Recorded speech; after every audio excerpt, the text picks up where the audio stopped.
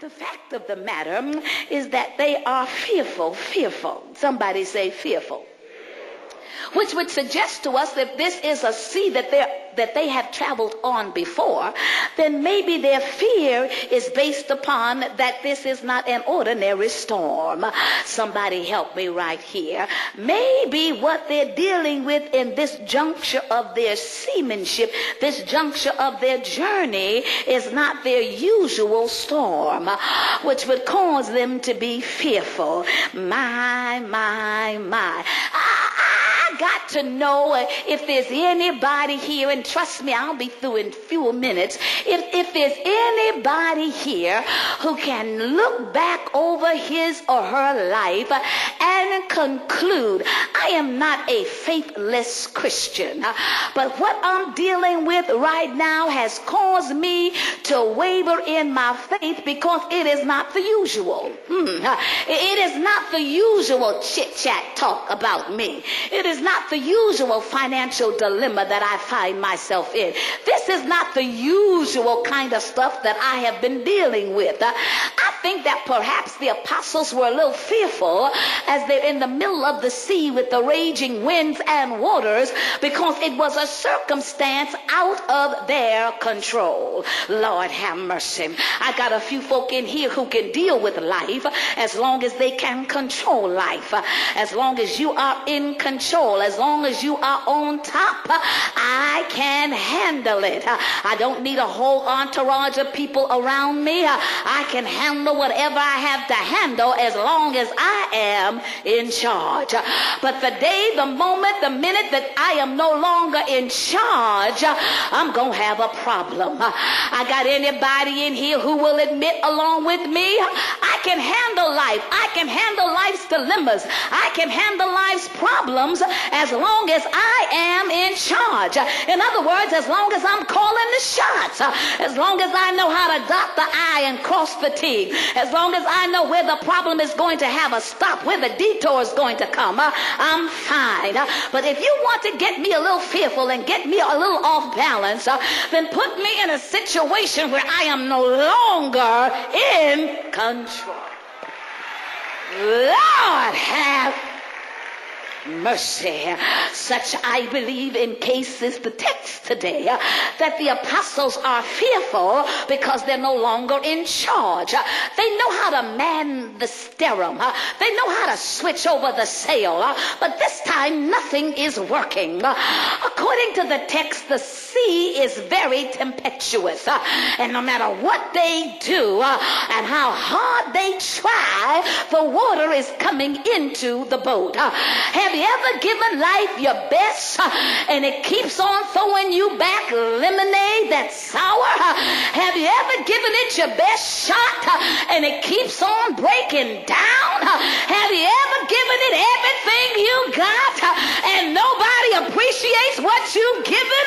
Have you ever stopped and wondered, what else can I do to make this thing all right? My. They were not fly-by-night faith walkers. They were not some beginning seamen. They were experienced. They knew how to handle the boat. They knew how to handle the stirrup. And yet, it appears as if they were going to drown. I've come to serve notice on somebody as I begin to close. That God will often put you in a troublesome situation to stretch you to the breaking point. I got a few folks sitting up in here, even though it's hot, that know a little something about life stretching you until you feel like you're going to break. Lord have mercy. Y'all sit down. We don't talk about it. We try to ignore it. We want everybody to believe that we can handle everything. But if the truth be told, sometimes a life pushes you out into the middle of the sea, and without any warning, all hell breaks loose.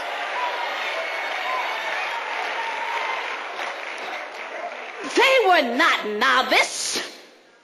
They were not novice fishermen. The storm was intense. They were not cowards. The storm was severe.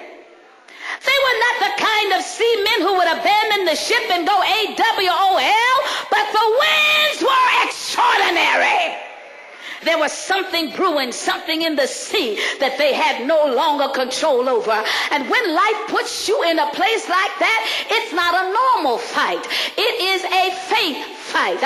Talk to your neighbor on the right side and say, neighbor, I'm in a faith fight. I ain't in a fight over no new car. I ain't in a fight over no new house.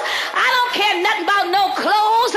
This fight I'm in is in a faith fight. I'm out here to do or die. Lord have mercy. It was a faith fight. It was something that was going to test their ability to work with adverse situations. I've come to tell somebody what you're dealing with and what you've been dealing with since the first of the year has been placed in your life to show you how you can tackle adversity. I know we don't hear it on the TV and we don't see it and we don't hear it on the radio, but let me tell you, there is a fight if you gonna live for God. Forget all that stuff you hear on TV. I don't care how much money you pay.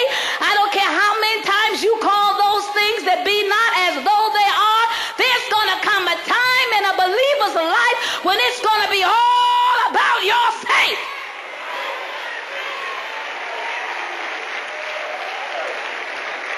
Most preachers and teachers give you the impression that little faith is synonymous with no faith.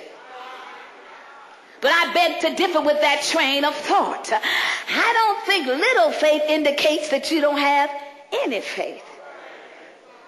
And though the apostles were accused of having little faith, they had enough faith to get them to Jesus. Lord have mercy. I don't have to have as much faith as you have, boast and brag about all the faith you have.